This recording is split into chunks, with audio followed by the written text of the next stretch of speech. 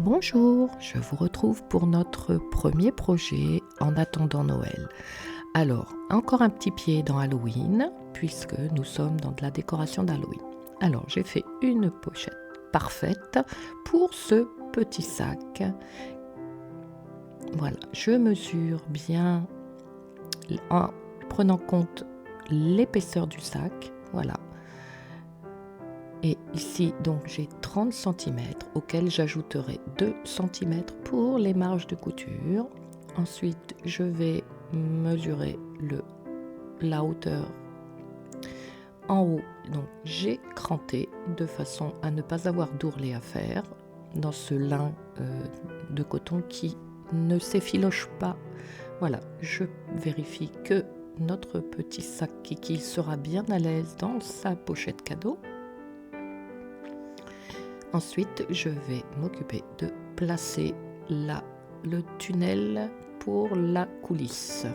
Voilà, donc je découpe une bande de 6 cm de large et auquel je retire les 2 cm pour ne pas être dans notre couture au bout. Voilà, vous voyez, je garde 1 cm de chaque côté et quand je rabats, du coup, ça fera un petit peu plus. Voilà, je place cette bande de coulisse à 6 cm du haut.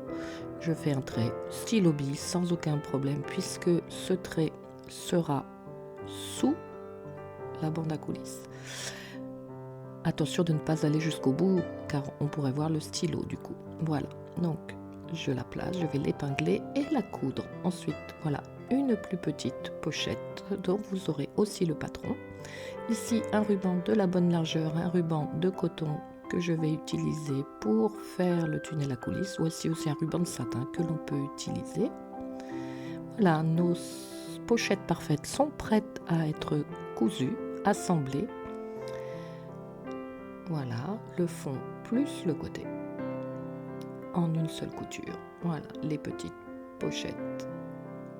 Voilà, nos pochettes assemblées. Maintenant, soit vous retirez l'excès de tissu au ciseau cranteur, ce qui donne une jolie finition et permet que le tissu ne s'effiloche pas. N'oubliez pas de dégager les coins avant de retourner. Et si vous n'avez pas de ciseau cranteur, peu importe, vous coupez le surplus et vous dégagez vos coins. Voilà, ma baguette magique chinoise qui me permet de bien repousser mes coins quand je retourne, sans risque de les percer puisqu'elle est arrondie. Voilà. Alors, quelques petits exemples.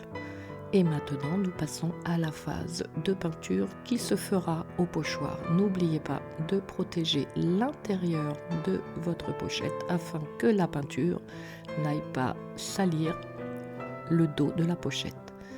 Alors ici, j'ai choisi un petit chat. Je vais faire le fond. Toujours l'assiette, toujours bien secouer vos peintures. L'assiette pour décharger la brosse à pochoir qui ne doit pas être trop chargée au risque d'avoir des bavures en dessous de votre pochoir. Alors, ici je passe à la pastèque. Non, la citrouille.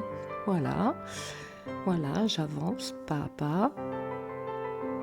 Donc je reste dans le code couleur d'Halloween puisque le thème de l'anniversaire est Halloween. Alors je choisis un galon et je vais